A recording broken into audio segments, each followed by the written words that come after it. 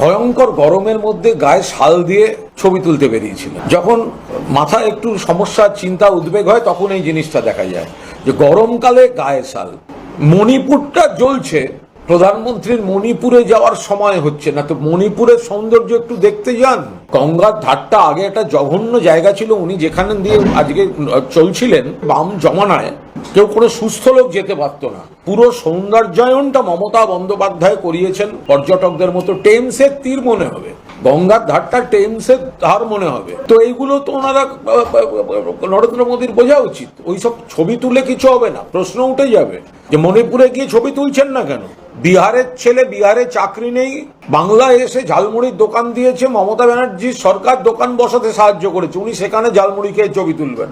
গঙ্গা সংস্কারে উনি টাকা দেবেন না, মমতা বন্দ্যোপাধ্যায় সৌন্দর্যায়ন করবেন, উনি সেখানে গিয়ে ছবি তুলবেন। এই ছবি তোলা প্রাইম মিনিস্টার তাহলে মণিপুরে গিয়ে ছবি তুলুন।